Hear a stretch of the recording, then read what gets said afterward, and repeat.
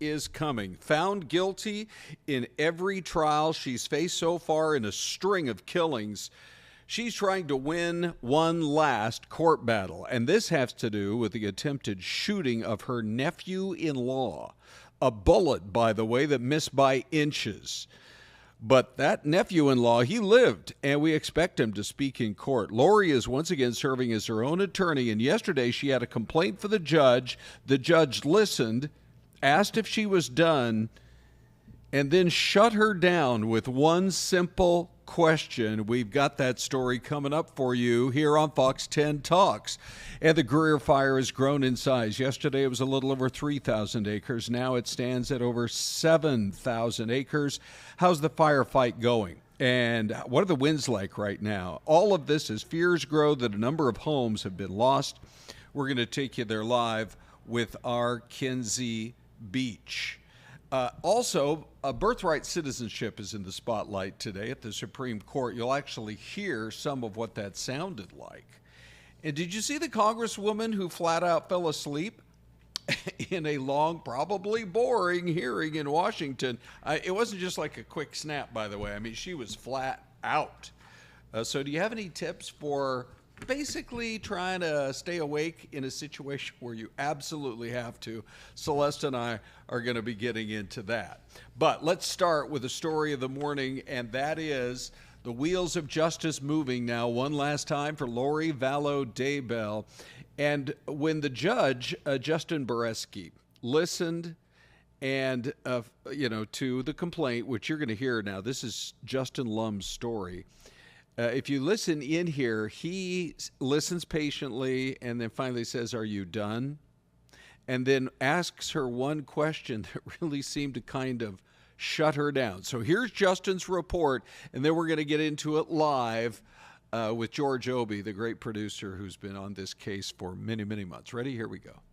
And multiple times the judge asked Lori Daybell, quote, "Are you done?" That is a quick synopsis of the interactions between this pro se defendant and the court. And out of nowhere, Daybell asked the judge to recuse himself from her murder conspiracy case. Just minutes before that curveball in the courtroom, Lori Vallow Daybell took issue with her name being listed on jury questionnaires ready to be sent out next week. She claims one of the jurors from her last trial knew of her Idaho case that led to convictions for the killings of her two children, JJ and Tylee, that happened in September 2019. Your Honor, in light of the juror misconduct or the alleged juror misconduct, I have to object to us having so much information go out about my personal information in that jury questionnaire. Do you not think that was a problem?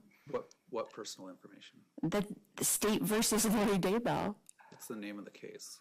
Yeah, but you don't put that on anyone else's questionnaire, or one other person that's ever had that questionnaire ever put out with their name on it. They just don't do it. I do it in every trial I've done. And then the people are just going to Google it, and then we're going to have the same exact problem we had getting a jury for that case. We're going to have the same exact problem. Are you done? Are you just going to keep? Okay. How do we screen for if people have heard about you if we don't include your name? Judge Justin Beresky explained the purpose of weeding out potential jurors who know about this bizarre saga. Vallow Daybell intends to call on her former best friends, Zulema Pastenes and Melanie Gibb, key witnesses in the 2023 Idaho trial, who told the court about Lori's religious beliefs, identifying family members as dark spirits before their murders. Daybell told the judge that Gibb and Pastenes have relevant information on Brandon Boudreaux, but didn't elaborate much. Boudreaux's her ex-nephew-in-law, who was almost shot in Gilbert back in October 2019 outside his home. Prosecutors say Lori sent her brother Alex Cox to kill him. Near the end of this hearing, Daybell accused Beresky of having a personal bias. Denied every single one of my motions since for a year and a half that I've been here. Every single one of my motions has been denied. And have any of those motions not have merit? You've denied every single motion. I think I was here this morning about 15 minutes ago when I granted your motion to meet with your attorneys over the lunch hour. I have granted other motions of yours. Okay? That's the first motion that you've ever granted. Well, in my behalf. File motions that have a legal basis, and I might grant them. So you're saying none of my motions have had merit? Not many, no. Daybell did not back down. Are you done? Are you not going to recuse yourself? No, I'm denying your motion.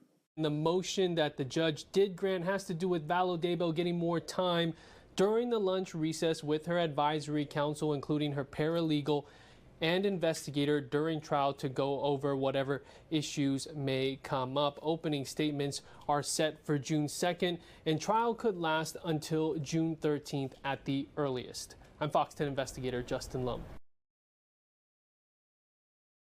Now, here we have Fox 10 producer George Obie, who's been following it. That was maybe the testiest exchange I think I've heard over the entire course of all these various trials since she's getting to act as her own lawyer. Yeah, I mean, you're starting to kind of, I think, get a window into who Lori is as a person. In this instance, where you have a defendant in a high-profile case defending herself, but also trying to be herself. For those that aren't familiar with who Lori is, again, this is a window into it. You know, as some have pointed out, continue to play the victim card even in front of the judge. And look, Judge Boreski has made it clear through, you know, the last 2 months leading up to the first trial that, you know, he wasn't going to put up with a lot. And there really isn't a lot I don't think he's dealt with before. So clearly he knows how to handle defense attorneys and, of course, obviously defendants like this. I mean, it's a heated exchange. You think the judge, when you're dealing with a case like this, you have to imagine that the judge has to be ready for almost anything when you see the, of course, the headlines, you know, globally. And you're trying to walk a person who has never obviously tried a case or defended a case, you know, acting as their own attorney. He has to be very careful about what he says and how much coaching. But then there are going to be instances where, look, you know, it's pretty cut and dry that you know, your objection is overruled or what you're trying to, you know, present in court isn't admissible. And there is no debate. There is no, well, let's talk about it. Let's, you know, let's figure out if there's some common ground.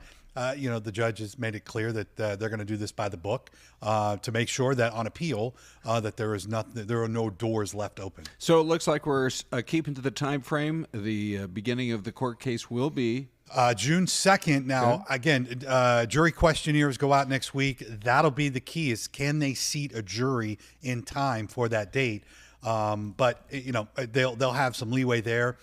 Prosecution seems to think they can present their case in about 7 days. Okay. So by the end of June, we should have a verdict. George, thanks for your time. Great job covering this. Thanks, guys. Glad to be here. Now, we are going to talk a little bit more about this heartbreaking situation for folks, not just in Greer, but the way, Celeste, this fire is growing. It really, you know, there are fears that Eager, we have some evacuation orders kind of on the what would be the far western edge of Eager already. And so here's just a little glimpse at what some people were saying up there yesterday talking to our Kinsey Beach. It's pretty emotional. It's pretty devastating, actually. It's your livelihood and everything you've worked for. It is what it is, right? So now you just got to put it in God's hands and hope for the best. Yeah, and you guys were on an evacuation warning yesterday, and up till now they're saying go. What's it like getting that go? It's kind of disheartening because you're hoping that Mother Nature would have helped out a little bit, but other than that, it's time to go. It's time to go. Hope for the best. Terrible. My wife's on oxygen, and if they cut the power, we're screwed. Because we don't have enough bottles to keep her going. Okay. And I'm going to knock the weeds down and stay out, and when the embers start dropping and stuff, I'll be out here putting them out. These people have been through it before, and people have a huge emotional tie to their homes and to, you know, everything they've worked for. So the main message is getting out helps us to protect what you've worked so hard for. And these crews will do everything in the world to make sure that they protect everything they possibly can.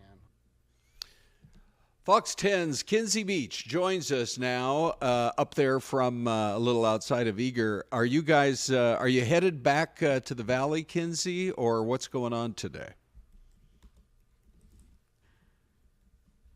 Spent 48 hours up there covering the Greer fire.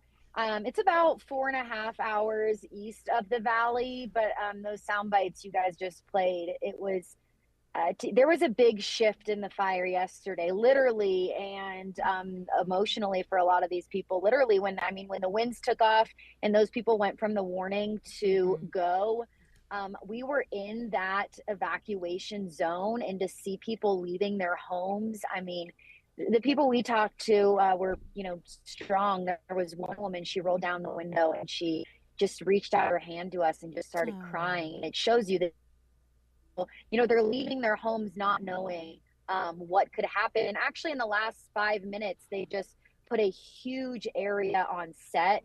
I think as the day goes on, they're expecting the fire to grow, unfortunately. But if the winds stay down, then they'll be able to get support in the air. But yeah, very emotional to see a lot of people have to leave their homes yesterday. Kinsey, you touched on this a little bit earlier this morning. With the winds dying down a little bit, they're hoping that they can get some more air support, right? Possibly some of those big air tankers up. Yeah. And the service is going in and out, but I got you guys now. The good news is right when we left, we saw the first helicopter of the day. So, I mean, if you got air support in the air, that is great news. They had scoopers.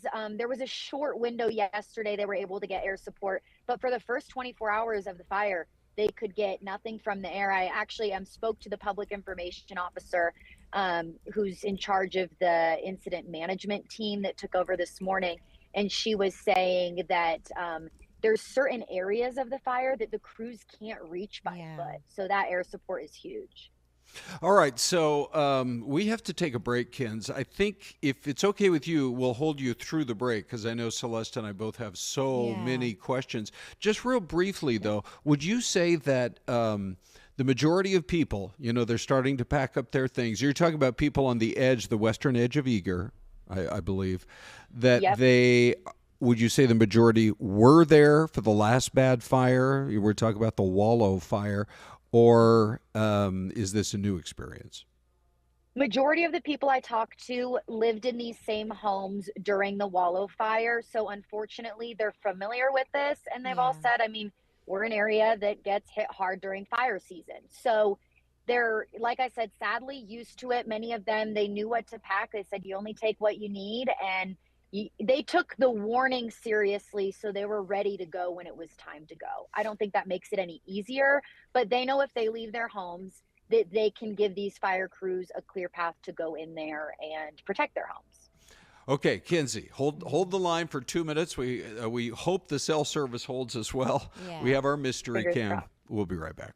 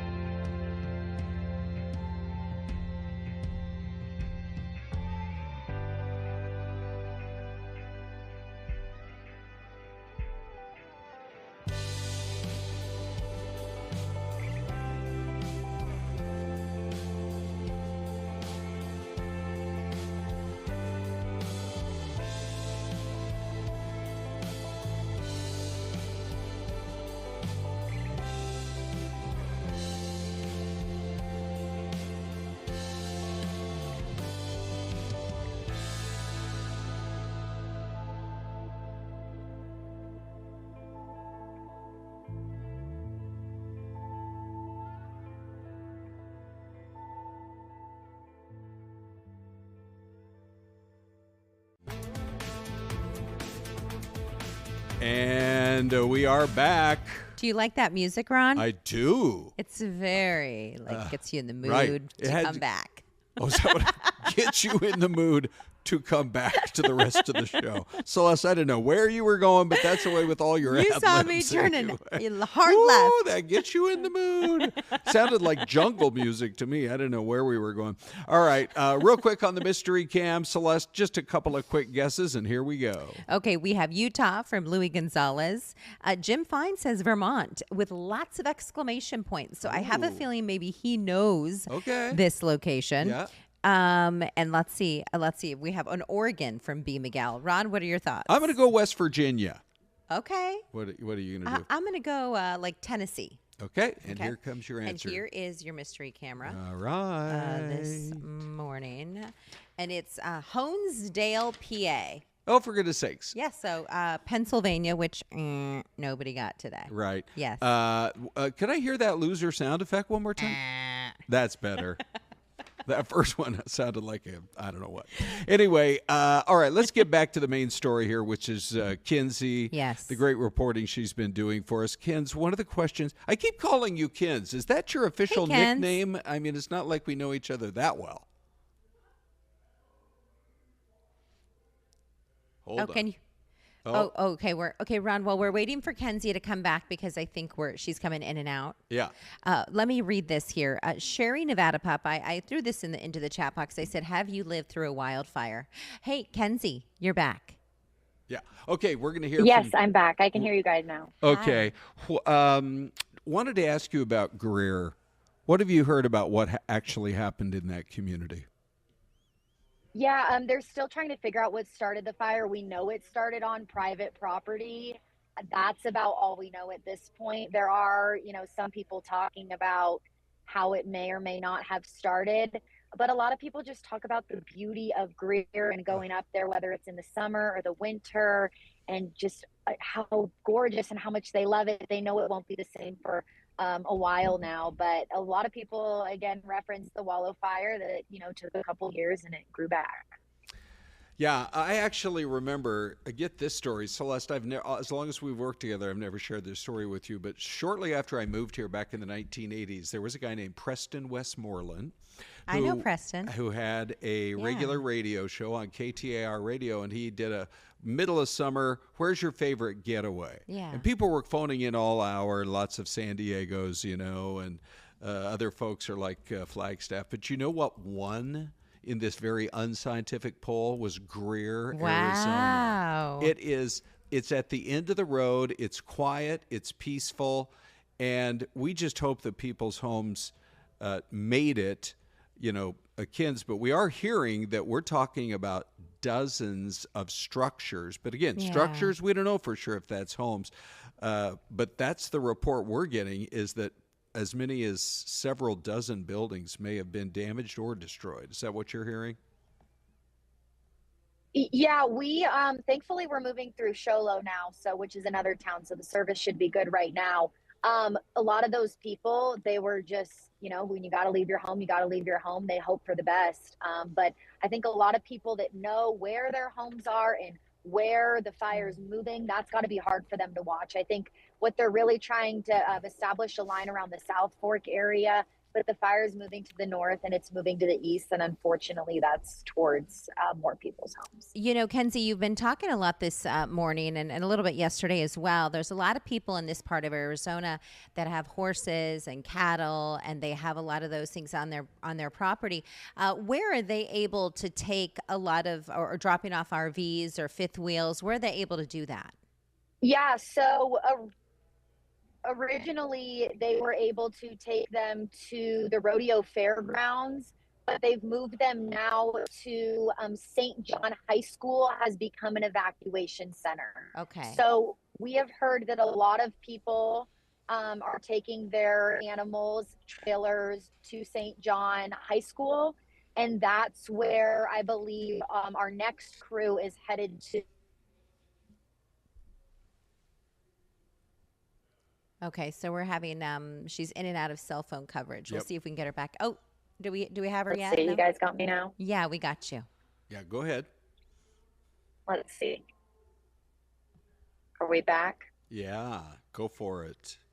You were just wrapping up your thought there, Kinsey. Oh, are we back? Yes. Yeah. Can you hear me? Go ahead, finish your thought. It's in and out. Okay. Well, we're going to wrap I up. think maybe you can hear me. Yeah. We Can you hear can. me? Ron, can I take a quick moment and Of share in the chat course, box? of course. There's a couple of people. Husky Mom, I said, have you ever lived through a wildfire in Arizona's high country? She lived through the Rodeo Chetasky fire. Oh, boy. That was, for those of you who are not here in Arizona, or maybe you're watching from all around the country or even the world, the Rodeo Chetasky was devastating. That's State Route 260 right now that is shut down, that takes you from Payson all the way to eastern Arizona. Yep. All through Heber. All through you Heber can still Overguard. see the burn. Yeah. Yeah, and they had to completely rebuild that town. Yeah. That was heartbreaking to watch. And I think a lot of people back then thought we'll never have one that bad. And then the Wallow came along. Yeah. And it burned right up to the edge of beautiful little alpine Arizona. know. 8,000 feet in elevation. Some awfully nice people there. All right. Well, we're going to keep the prayers going for the people in Eager and Springerville and Greer and all the rest. And Kinsey, thanks very much for your report today. And thank you to all the crews that are fighting the fires, because it's a dangerous job. Absolutely. Okay, it's a big day at the Supreme Court, Celeste, and it actually has to do with two topics. One is birthright citizenship. Yep. And then the other is whether one judge, if you're, let's say you have a Democrat president. Okay. And you're a conservative interest group. And the president who is in office is a Democrat, and you don't like what he just came out with an executive order. If you found a judge that you thought was more sympathetic, you could go right into the courthouse, say, Judge, shut this whole thing down, and the judge is able to do it. One single judge. That sounds very easy. Wow, is it that simple? I mean, there's paperwork, okay?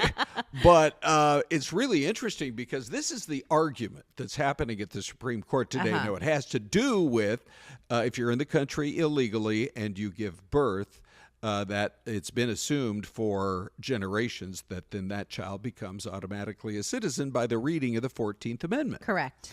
But then the argument on the administration's part is that was never what the 14th Amendment was originally intended for, but that's the way it's been applied to law. Okay. So today there was really interesting exchange between, this is Justice Sonia Sotomayor and the Solicitor General of the United States, and she's trying to make her point, and he's trying to answer. And at one point, the Chief Justice of the United States jumps in and says, "Hey, I want to hear what he's trying to say here. Come Could on. Could I hear the answer?" Yeah, no kidding. All right, so here's what that all sounded like just a little while ago. President is violating not just one, but by my count, 4 established Supreme Court precedents. We have the one ARC case where we said fealty to a foreign sovereign doesn't defeat your entitlement, your parents' fealty to a foreign sovereign doesn't defeat your entitlement to citizenship as a child.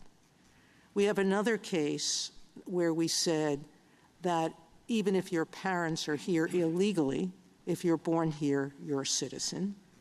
We have yet another case that says even if your parents came here and were stopped at the border, but you were born in our territory, you're still a citizen.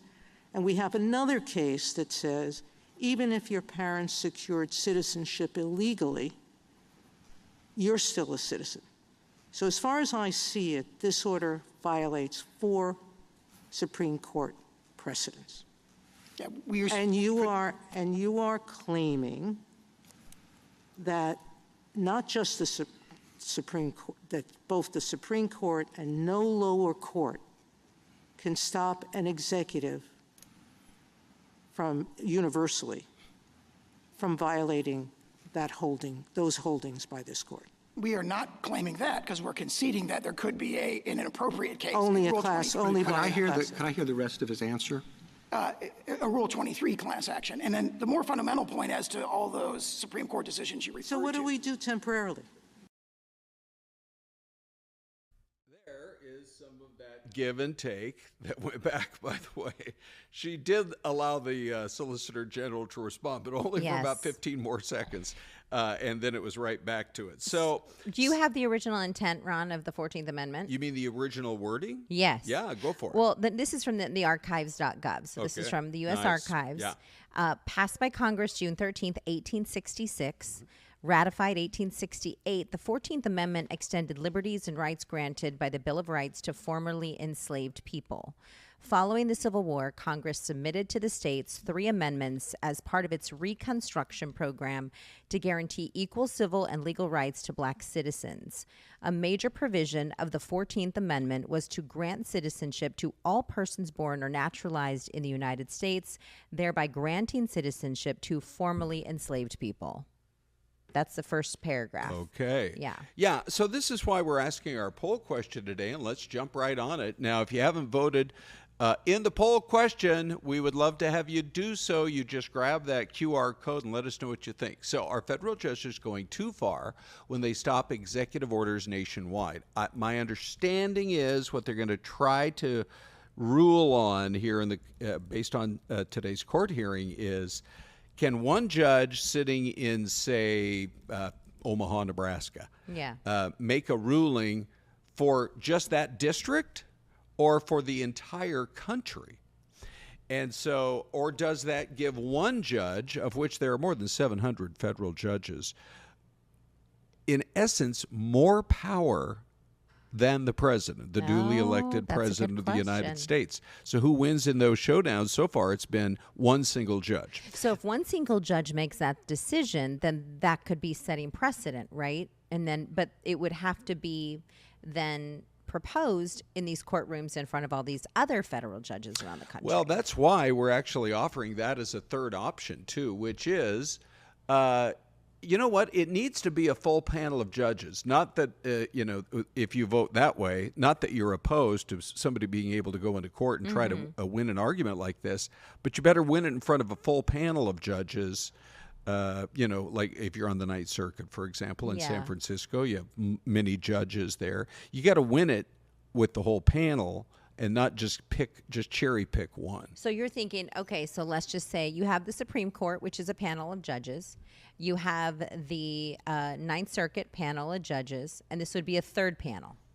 Yes. Yeah, exactly. So, it would just be, you still can go to whichever district. Yes. Because the system is made up of various districts, but just get that district court to rule either unanimously or in a majority. Don't create more bureaucracy. I don't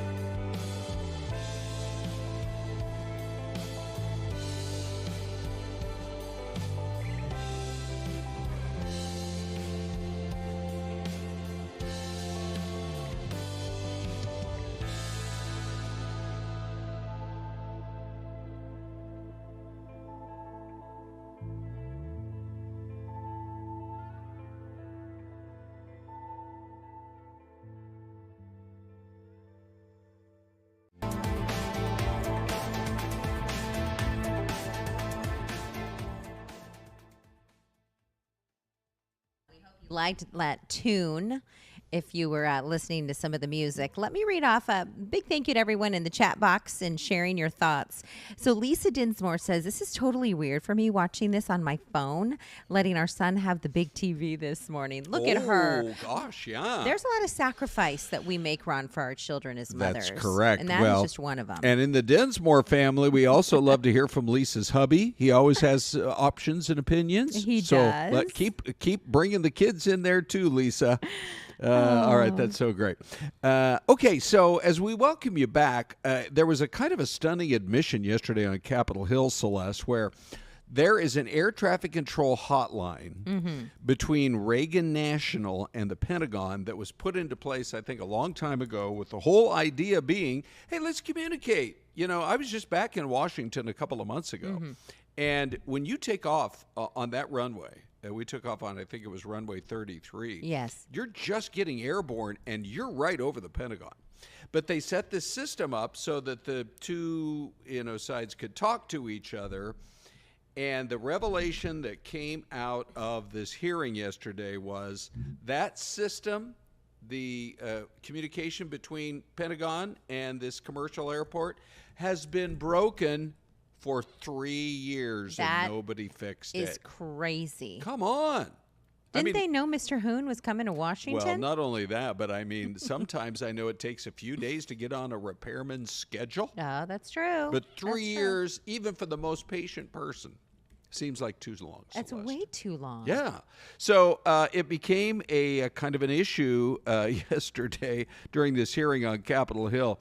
And here is I believe this is Senator Ted Cruz. And, he's probably flabbergasted.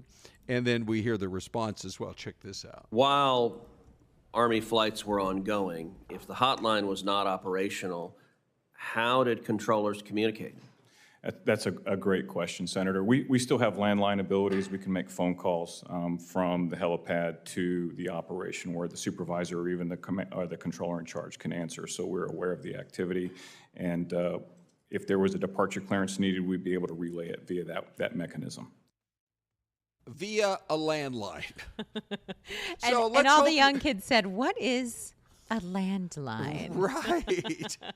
Yeah, okay, well, good. Do you have rotary dial phones up there, too? What is happening? Oh, my gosh. How has this system been allowed to, come so apart at the seams? It really is kind of shocking. But, yeah, you got to make a phone call. Hope you don't get put on hold. Nuts. I mean, the whole thing's ridiculous. I do believe they're fixing it. But, hey, there's some good news today, Celeste, in the airline world. There's a brand new airline. Okay. Ready to fly the globe. In fact, they're called Global Airline. Okay. That's the actual name. Okay. Okay. And look at that. Look at the plane they're flying. Look, what is on the tail? I can't tell. Right? Isn't that, maybe it's modern art, Celeste. Oh, I'm not abstract. I'm not big on modern art, but I like Alaska. Because you have the traditional native man's image there on the tail. But anyway, so this is called Global Airline, and they were in the air this morning at 11:30 this morning. This new British airline that's going to fly back and forth between the U.S. and the U.K. took off from the airport in Glasgow, Scotland, destination New York. I'll bet you by now they have landed in New York. It's still not clear how often they're going to fly, kind of what their schedule look like. But this double-decker plane. Double-decker, that's big. Would you want to be on the top level or the bottom level? Depends on where you're going to get the better snacks. I wonder what type of snacks they have. I'm so glad you brought that up, Celeste, because when it comes to various snacks and food options, I have a feeling based on the next picture, you might want to go upstairs. Ready? Okay, let's see. Oh, ready to serve you. Just come on upstairs. Oh, sorry, sir. Your ticket doesn't say you're upstairs. Oh, is that like the first class, the fancy level? I'm guessing. I don't know, but it does look like they're there to greet you. And this also brings up another question, Celeste, which is it time for the rest of the airlines to up their game uniform-wise? Yeah, no kidding. Those little scarves are very fancy. It says Global Sky Pub. So Okay. that must be a little bar up top. Yeah, it must be. Wow. Well, I mean, you can tell it's down on the first level. Yeah. Then you go up to the second level, but yeah, something Very like that. nice. But I don't feel like the vast majority of flight attendants have elevated their uniform game quite to this level. And the pantsuit is in. Ron. Oh, is it? It's very It's been in since Hillary Clinton ran for president in 2016. Is she now where we look to for fashion, Ron? Okay, I want to give a big shout out to Kathy. Kathy Munt says she's been watching Fox 10. She's a super fan for 20 years. Whoa, and she now is chiming in the chat box as well. Okay. And this morning, people are talking about all the different screens they have on in their phone as they're watching or on their home. Yeah. And so this morning, good morning to you, Williams Trucking Company. He's with us this morning. He is a faithful chatter. He's a Fox 10 talker, not a Fox 10 stalker, Ron, just so you know. Celeste is trying out new slogans right now. by I'm the way. rooting for that one on the T-shirt. Yeah, for the front sure. would say, I'm a Fox 10 talker. Yeah. The back would say, not a Fox 10 stalker. Okay, So listen good. to this real quick. So Yeah. we have many people who are watching this morning on several different screens. Really? Jack Lambert says, I have 11 TVs. 8 of them have cartoons on them. So he must have some kiddos in his house this Okay, morning. right. Maybe school's out for summer. Or Hello, he's Alice watching Cooper. The grandkids. Who knows? Yeah. Sherry Nevada Pup, God bless you. She says, I have both the computer and the TV on. Just have the volume off for the computer, but having both lets me chat. How are we looking in HD, everybody? You know, a lot of people are now able to watch us on, it's channel 45. We call it Yes. Fox 10 Extra. Not to confuse you, it used to be called My 45. Uh-huh. And I think the actual call letters are maybe KUTP. TP, yeah, KUTP. Okay. Which is KUTP, if you actually try to pronounce it. Ooh-wee. Hey.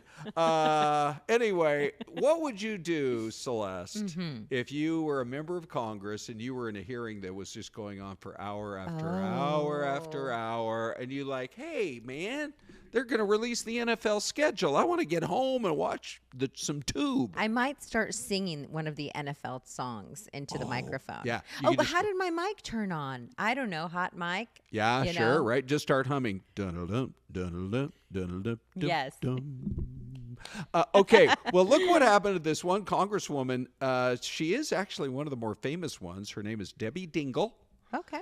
And there was a hearing underway, let's see, Double D. yesterday. It looks like, I'm trying to see what the hearing was all about.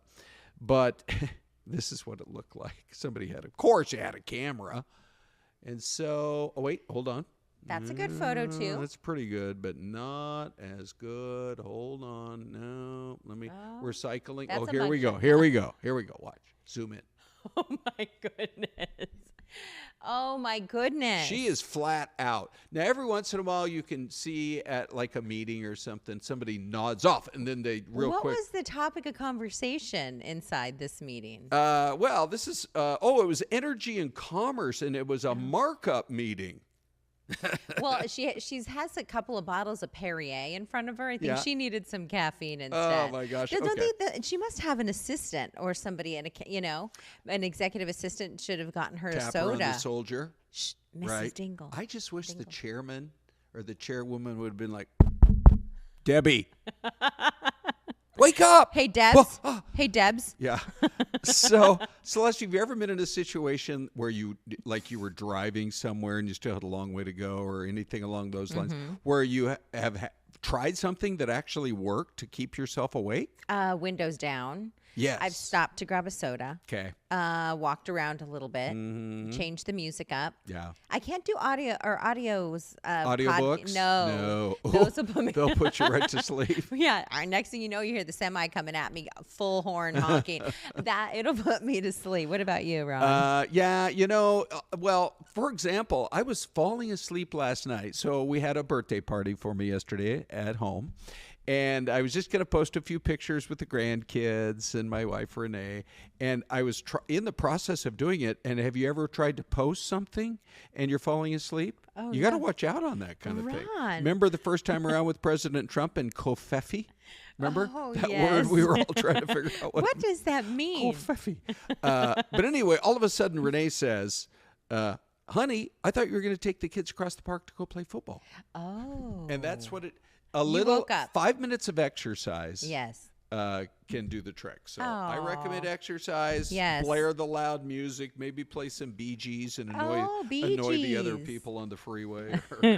A big shout out to Scottsdale Coyote, which his name is Keith. He became one of my new friends on Instagram. Oh, great. We were just chatting this morning. Oh, fun. Yeah, we've got some, you guys are amazing. So, All right. yeah. Can I introduce you to a man's man?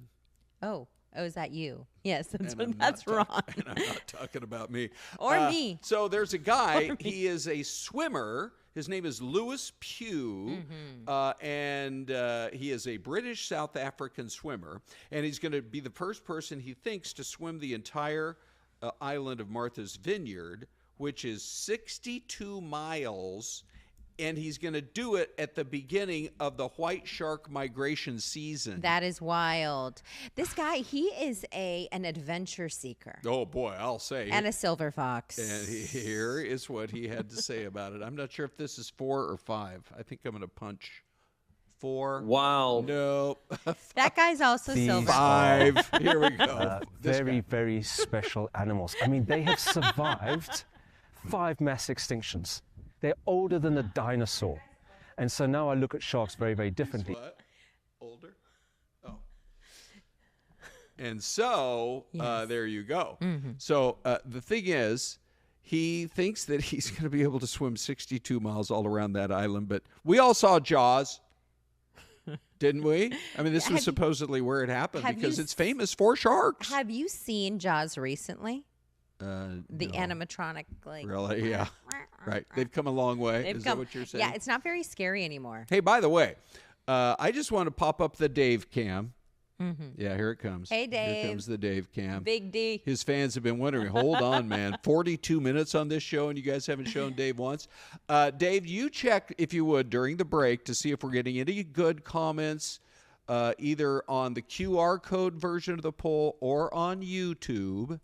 And we'll come back and see Dave and find out a little bit more about what you guys are talking about on any of these topics, as a matter of fact. How do you stay awake on a long drive? We have some ideas. You know, not fall asleep in a meeting or those kinds of things. Or, of course, on our poll question today as well about the judges. It's all coming up after a quick break.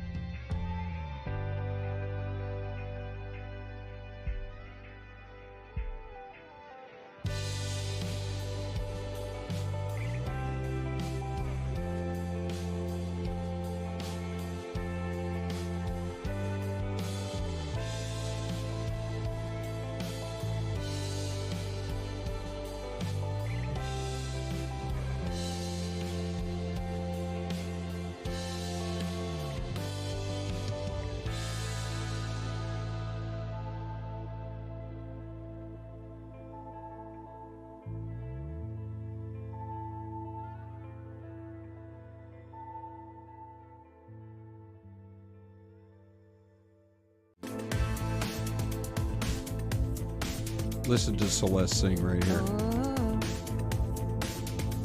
Take it away, Celeste. Very nice. Okay, welcome back, everybody. And this is Fox 10 Talks. If you've just discovered us, Celeste, do you have people commenting right now? What's happening? How do you stay awake on long drives? Oh, good.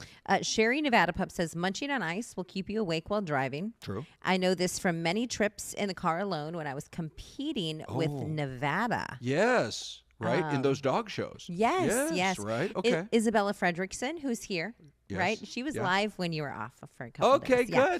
good. She says when she's tired, she plays music. She can sing along too, so then she stays awake. Yeah. Isabella, do you have like a go-to jam?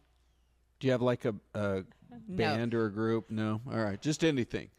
Oh, rap? Okay. Okay. Oh, that'll There you get go. you moving. Right? And then one more here. Yeah. Sammy G says windows down for sure, and she chews a piece of gum.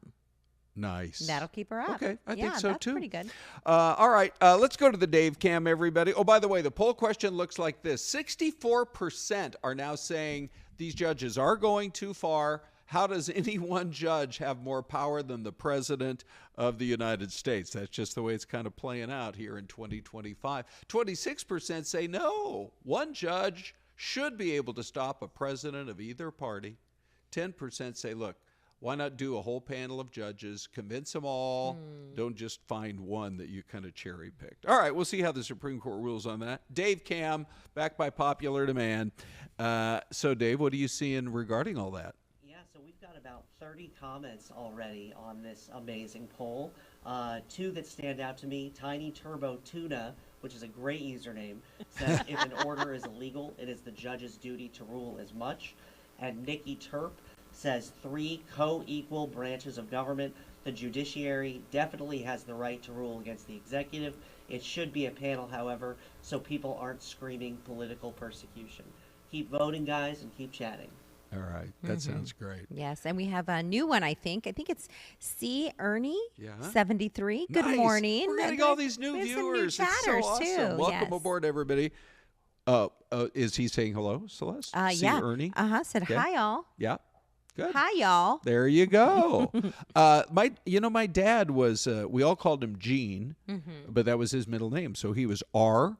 Gene Hoon, just like C. Ernie. Ernie goes by Ernie. Yeah. So anyhow, boy, do we have a treat for you now. Ladies and gentlemen, we are so excited to present. Let me just make sure it's apparently in the contract when we introduce Richard Sines that we have to put his right there. It is. Look at that. Look at that mug. Richard in the Looking three-piece good. suit. You know, he's got the pocket square going on there. The whole thing. Gosh, and- his mother is probably watching.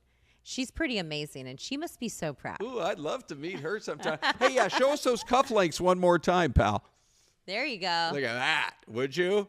Okay, why did we ask Richard to come on the show today? First of all, he's the most energetic guy. You think Celeste and I have a little bit of energy. Hang out with Richard for an hour, right? The schedule is here. The schedule is here. I think I can pop it up, Richard. And so what we wanted to do, the question I posed, I can't wait to hear some of your feedback here. There's a bunch of these games I'm excited for. Which, if you had to circle 5, do you find to be the most intriguing? Where do you want to start? Wow, that's a great question because that's what I do right away, right? First, I look at okay, what are the matchups? Who are the players, the teams I want to see? So obviously the primetime matchups are great, right? Seattle at home, division opponent on Thursday Night Football, at Dallas for Monday Night Football. Kyler Murray, a Texas high school football legend, has never lost at Cowboy Stadium. So that's going to be exciting. And then I'm excited to see, believe it or not, the Titans come to town because they have the #1 pick in the NFL draft, Cam Ward, the quarterback. People say he's out of Miami, but he went to Incarnate Word, which is my alma mater. Oh, wow. That's where he started. When he came out of high school, he had no recruits at all going after him. Good for him. him. So his mom sent out his tape, and Incarnate Word's the first school, the only school that said, hey, we'll take you. He did great there. Then he transferred, ends up at Miami, wins, the #1 pick. So I can't wait to see him. And also when Jacksonville comes to town, Travis Hunter, the Heisman Trophy winner, So, that's going to be great. And then I wouldn't mind, watching that Bucks game because it's Kyler Murray against Baker Mayfield, two buddies, two Heisman Trophy winners, two Oklahoma Sooners going against each other. What about the Jaguars? Isn't that where Travis Hunter is? Where'd he go Right. again? Yeah. Yeah, that's the Heisman Trophy winner I was Yeah. just talking about. Yeah. And him up against Will Johnson, who was the second-round pick for the Cardinals out of Michigan. He's considered a top 5 talent, but he dropped to the second round because he wasn't healthy, but now he is. And by then, he'll really be healthy. It'll be cool to watch those two youngsters, those rookies go at each other. Do you think he's going to play both offense and defense like he did in Colorado? That's what he says he wants to do. And if you're Jacksonville and you see that he's good enough to do it on both ends, why not? Yeah. It's funny because his head coach at Colorado was Deion Sanders, a guy that did it, and he was also playing baseball at the time. He was playing offense, defense, special teams in the NFL and baseball. Deion Sanders is the only person in the history of pro sports to hit a home run in Major League Baseball and score a touchdown in the National Football League within the same week. Wow, what was he having for breakfast that week? I want to see his meal plan. Yeah, talk about. I thought I had a good week. How was your week, Richard? Well, I didn't hit a home run and score a touchdown. That's crazy.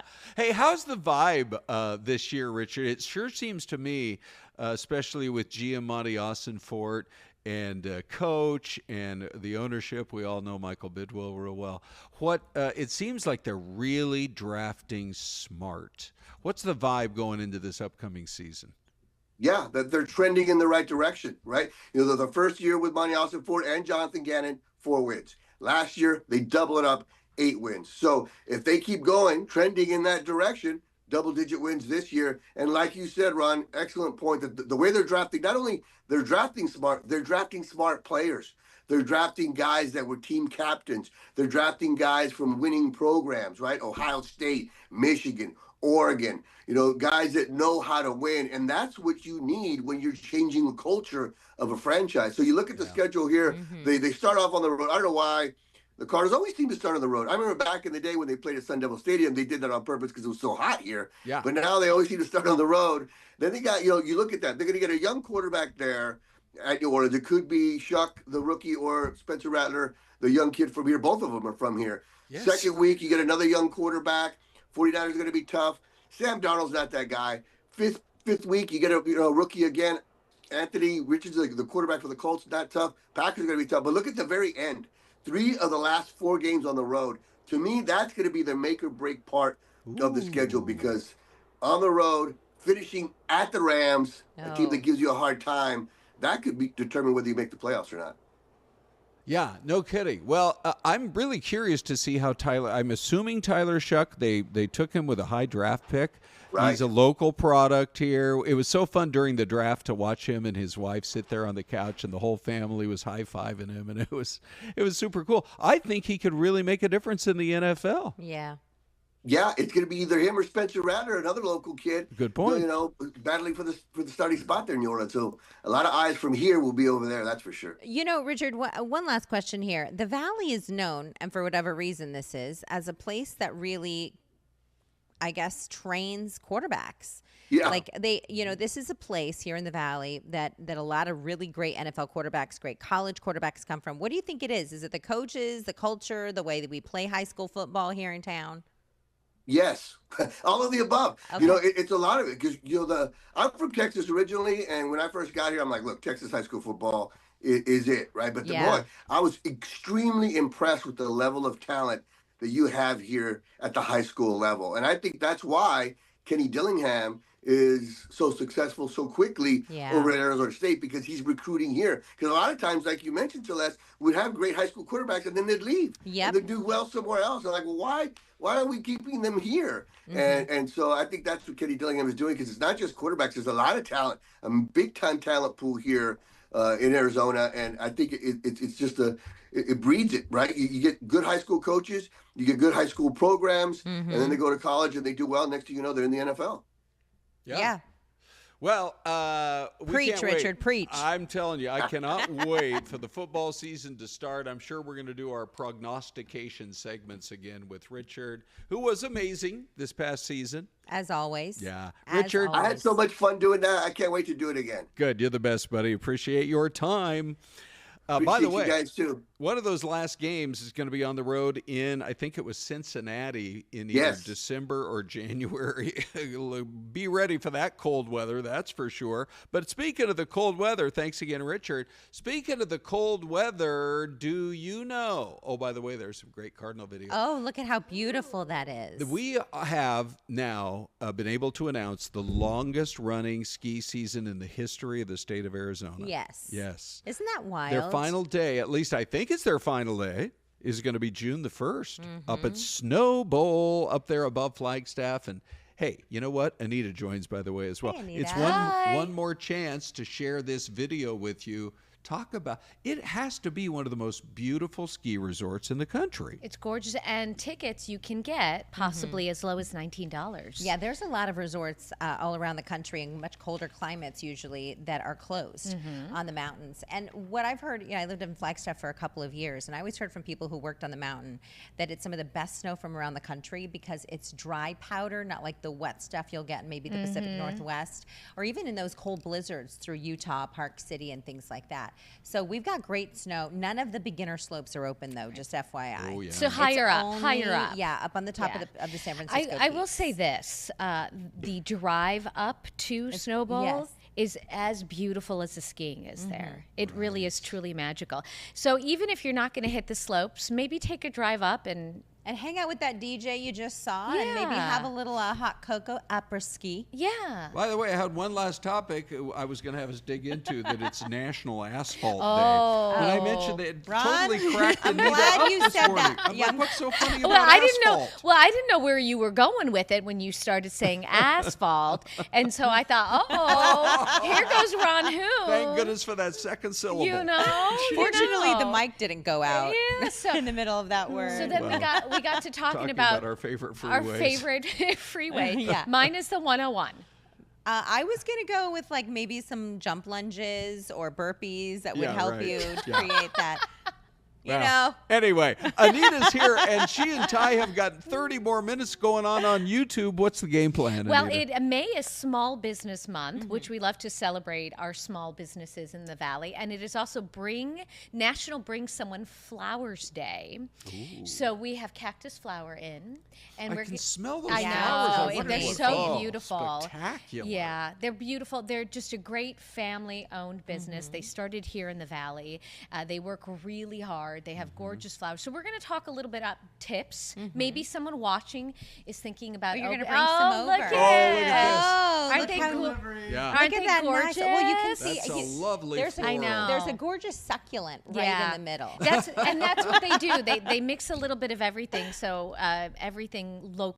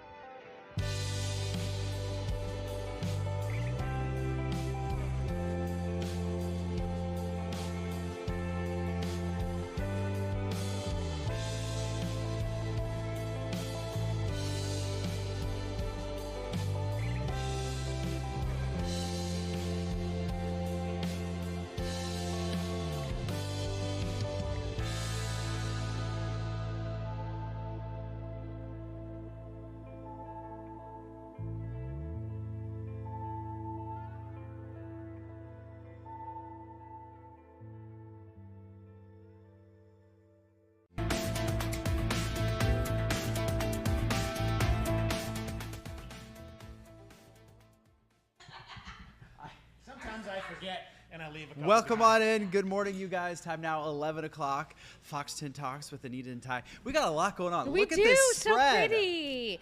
Flowers, I think, brighten every single day. They And do, yeah. It is National Bring Someone Flowers Day. So we are celebrating with our friend Eric over at Cactus Floral. It's Cactus Flower. Cactus Flower, yeah, you brought a florist today. Yes, we did. How about that? Let's talk about your small business because, as Anita mentioned, May is National Small Business Day. And you guys have been kind of an institution here in the Valley for quite a while. We have. You know, it's 53 years. My mom and dad started the business in 1972 at Scottsdale and Shea. That's the one by my house. And that's my go-to. And we were a small town. It doesn't seem like 53 years ago. It doesn't seem like that long when you look at the East Coast, the Bostons and New Yorks, but back then, Cactus Flower was the flower shop, and we were also the post office. Were you really? You were? Yeah, we were. Because the city council didn't know how many people were going to move way that far north of Shea Boulevard. So they asked us to open a post office there. So we were the substation. So people, when you needed stamps or packages, you came to Cactus Flower to do all that. People would ride up on their horses back then. It was Scottsdale Road was a 2-lane road. Shea ended at Pima Road. Now, it was I'm tiny town. not asking how old you are, nor do I think you were 57. there. Oh, well, then you were there when they opened the doors. When you said, I was going to say, I didn't think you were 57. The flowers are keeping you young. Yeah, I was 4 years old when my parents started the business. Do you remember the horses coming in? Do you remember all of that? I do, because they did that all through the 70s. And my mom created a bouquet holder that the people would put on their saddle horns. No way. And they could ride off into the sunset with their vase of flowers on it, because that was normal. Every day we'd see this. So that's how small town Scottsdale was. So obviously you worked there, right? Yeah, well, I had to. You didn't have a choice. That was called daycare. There you go, yeah. You know, that's funny because my mom owned a shop on Main Street in Park City. She had a children's clothing store. And it was kind of the same thing. I grew up kind of like going to work with her, working in the shop. So I feel like sometimes that kind of gave me like a, you know, because I watched my mom, you know, talk with people. Sure. As a child, I feel like that gave me like the gift of gab. The skills. It gives you skills. Yeah. And I think then as a child, when you were there, my aunt owned a daycare in Chicago, and I would go and help out the teachers in the summertime and kind of be like a little teacher's aide. But the same thing, I think you lose that fear of talking to people, the fear of maybe taking initiative and running things. You're like, I can do this. My mom was a great entrepreneur back then. There was not very many female-owned businesses per se, but she was always telling me and my sisters to get out there and do something in the community, be part of the community. So we would run out of things to do at the flower shop for that day, and she would give us flyers, and we would walk all around Scottsdale and Shea and give those flyers out to all the other small businesses and say, hey, come support the flower shop, we'll support your business. It was a small town enough that you could just let your kids run wild at Scottsdale and Shea and not get into too much trouble. Sherry Nevada Pup says sunflowers and tulips are two of her faves. Carnations are an absolute favorite as well. I love tulips, and it's our special of the month right now. Oh, is it? Yeah, it is. So I heard if you put a penny in the vase with tulips, they stand upright longer. Is that true? Well, you get a penny. You get a clean penny. You get a 1 cent return on your investment. No, there's lots of myths, and that would I would put in the myth column. Okay. So the thought was it was the copper. There's not copper really in pennies anymore. Very little. So that doesn't work. And I've heard people put aspirin and Sprite, various things. We at Cactus Flower have a preservative solution that we put in all of our water. So and really what you're trying to do is kill bacteria. You want to have something in the water that doesn't allow molds and things like that to grow. And when you have a bunch of stems and dirt and things like that that can be in there, bacteria tends to. That's a great place for it. Start to grow and get a little nasty. Yes. Okay. So we will come to any of our stores, and you can get a free packet of the food, and it's got that the preservative in there to get rid of that fungus. Husky Mom says roses and carnations. I think all flowers are beautiful. Can I share a story? Love stories. Our anniversary is December 12th.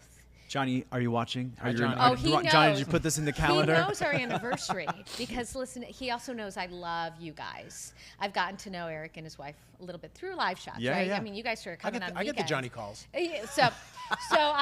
And Johnny watches our newscast. And he knows I love cactus flower. And so this past December, I'm sick, you guys, once every, 10 years. I never call out of work. And I woke up on our anniversary. I remember the story. So sick.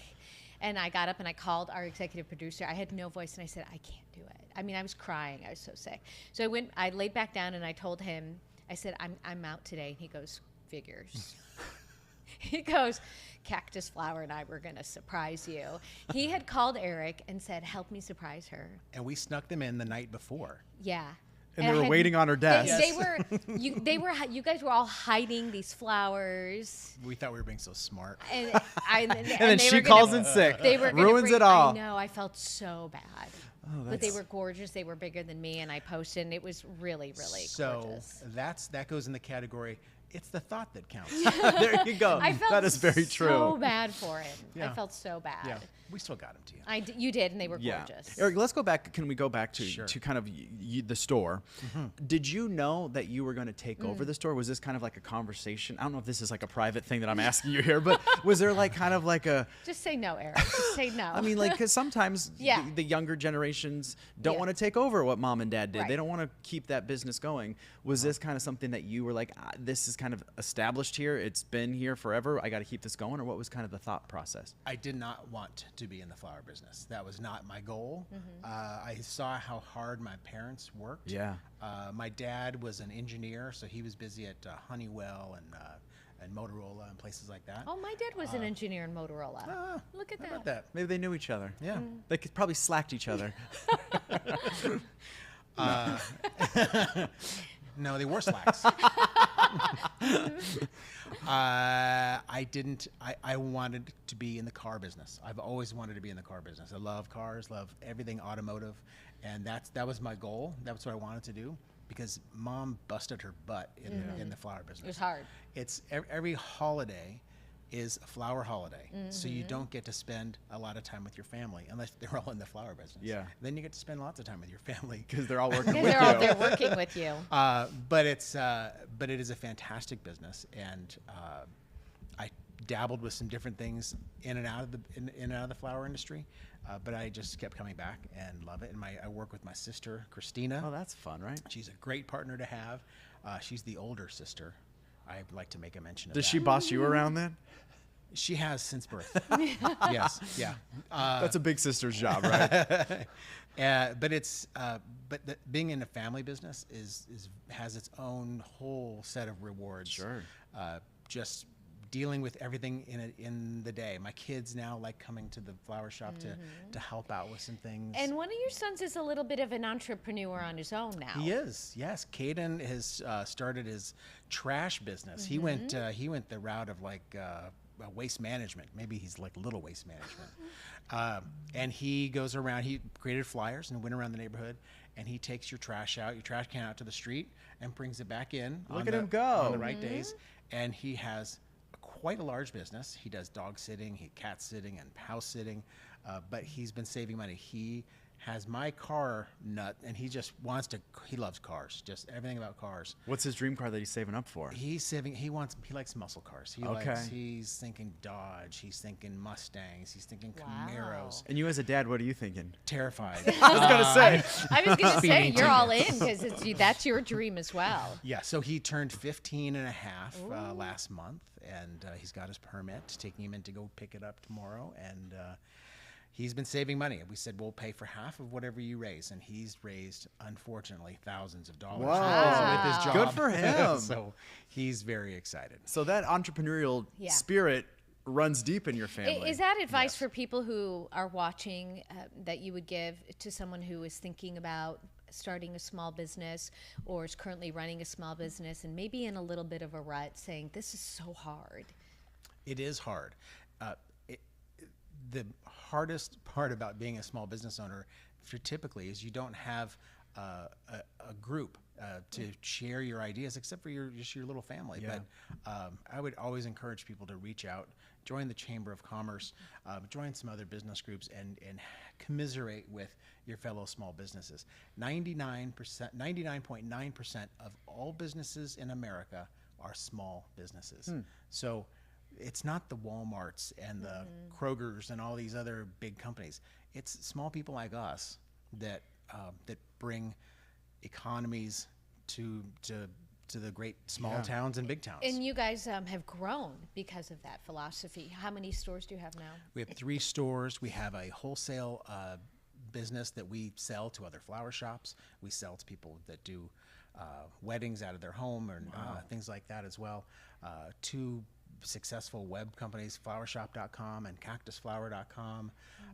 We have our special event studio, the studio at Cactus Flower, and that is we're the ones that you call when you want to have a party, and we'll help you plan your party and execute your party.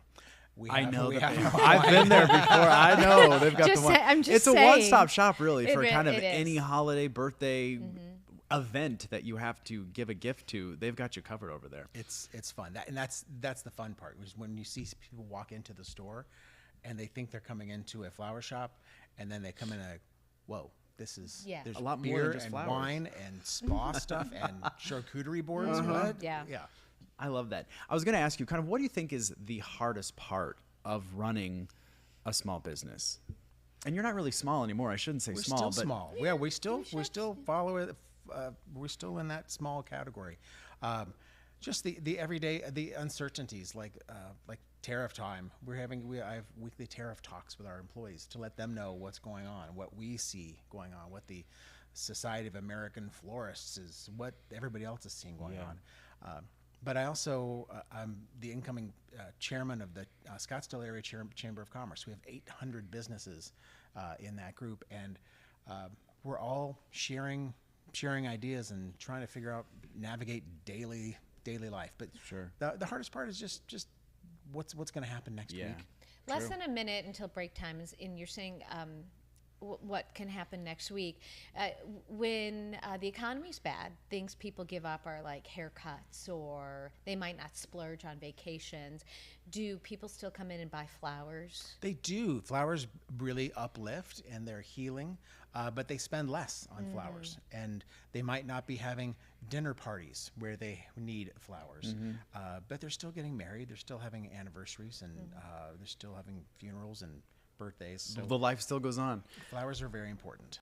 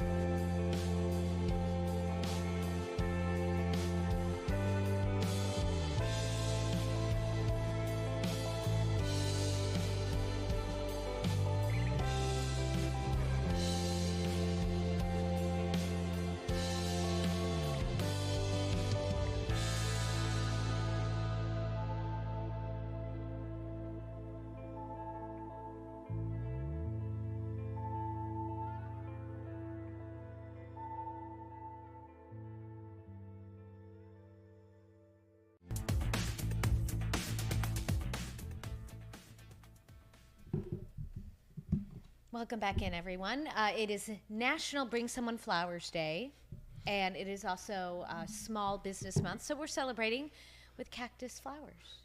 Hi there. Flowers. Welcome back. Cactus flowers. Real quick, I was looking through some of the comments. Listen to this. One of our viewers that's always here with us, we love Sherry. Sherry says, after being a rose parade decorator for 25 years, she says she's not a fan of the roses. I can imagine she's probably gotten a couple of those thorns. I'm sure you do too. Sherry, I've been there. I've done the Rose Bowl Oh, parade. have you really? Yeah. Yeah.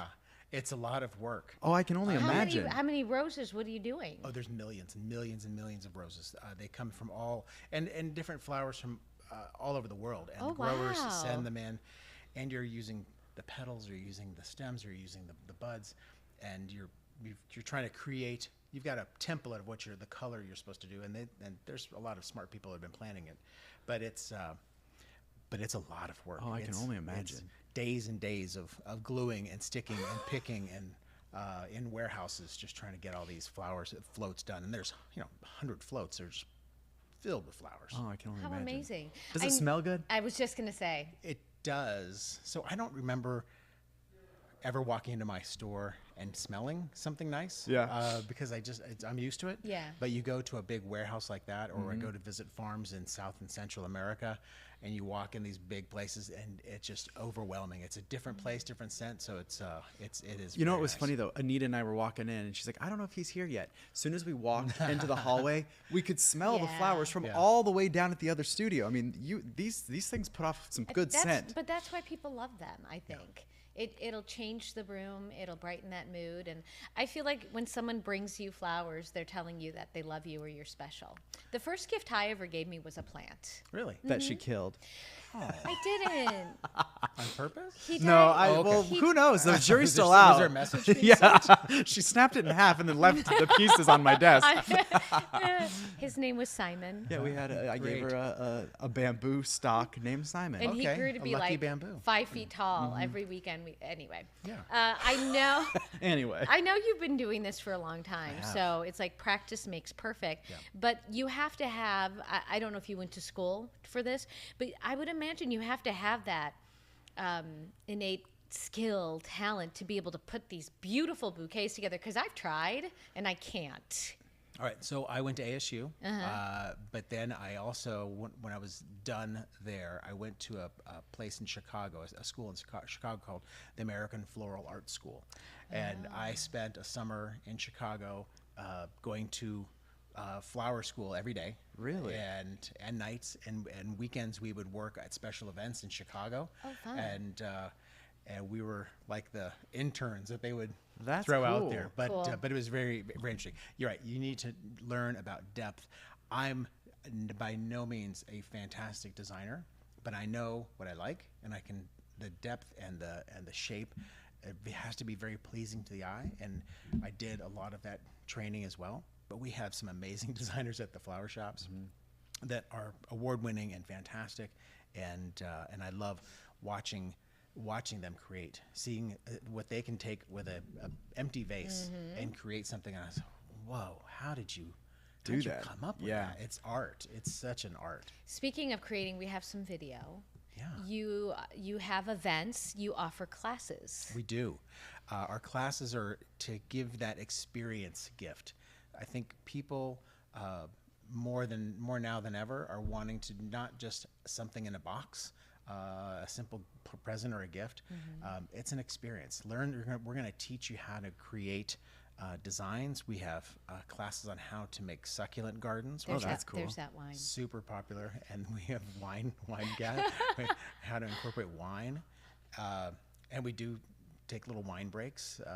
This Friday we have a sold out class. It's Moms and Mimosas. Oh, that's cool. How And fun. it's making a beautiful centerpiece that you're going to make with your mom. There was a Mother's Day promotion that we did. That's cool. How often do you hold these classes? In the summertime, about once a month. In the season, it's a couple times a week. Oh, It's wow. 2, sometimes 3 a week. We do off-site classes. We'll come to you, or we can. Here, we're going to start doing our own class here, right? Is that what we're going to do? We're trying to help you bring all these flowers up because you got a whole bucket. Hold on. Can let me show this? Hold the bucket up. Look at this. They brought a bucket. Oh. Should we put it right here? Yeah, put it right there. Well, We're not going to be able to see you then. You're gonna be... Hold on. Well, you can block me. Here. I'll block me. No, you're cute. A little to the left. I don't want to drop anything. There we go. A little to the left. There. No, look, that's Okay. perfect. You just lean. You lean this way. No, that way. You're right. There we go. This way. Okay. Perfect. So- What'd you bring? I brought you some tulips. Okay. Okay. And tulips are wonderful. You were asking earlier about how do you make tulips last longer and stay straighter. Well, these are phototropic, so they're going to follow the sun. Do you want them to go straight up? You want to have light above the tulips. That's really what it comes Phototropic. down to. I feel like I'm phototropic. I follow the sun. Follow the sun. But the nice thing is, because tulips are a fairly inexpensive flower, you have a vase, maybe something like this. It's like a oval. Yeah, like an oval vase or even a round vase. It's that way. There it is. Oh wait, I thought okay. Spatial awareness is just It's hard. It's hard when you're backwards on this. We're just green figuring this screen. out. So what I like about tulips is doing some very simple linear placement in these vases. All right, or if you have a simple vase like this black one that we've been oohing and awing about. Yeah, I do like the. How simple is something like this, where you can have this next to your bathroom. Oh, that's so pretty. And it's Hold on. so Hold it up simple. again. I'll hold it. Oh, other way. There. Up. Up. It's like Eric, a spy drone. It's just kind of flowing in. Sherry Nevada Pup is asking if you remember who you decorated the float for. No, because it was an ensemble group put together by Florist Trans World Delivery, or FTD. Oh yeah. And they brought in florists from all over the country, and we were helping prepare flowers, cut flowers, and going like hot shots whenever they needed help on How a fun. area. So, That's yeah. cool. Yeah.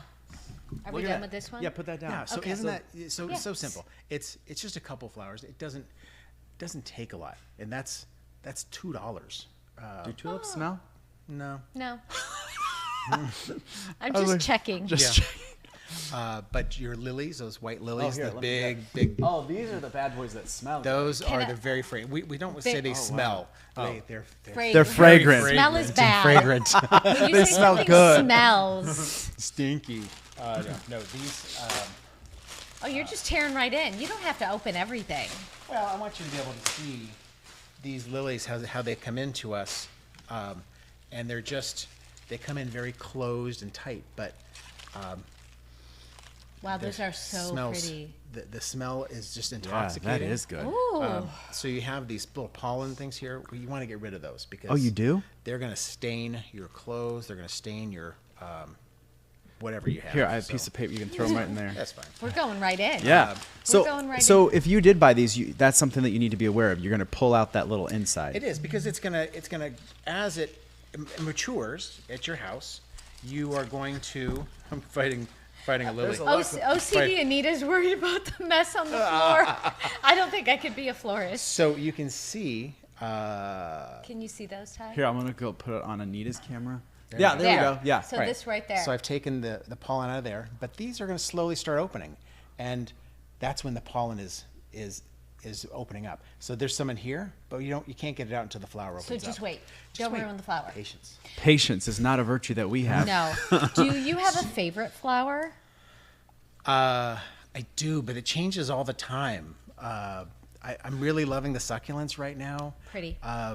They're coming into so many different colors and sizes. We get these huge dinner plate size succulents that are just gorgeous. Oh, really? And they look great in an arrangement. They look great just on their own.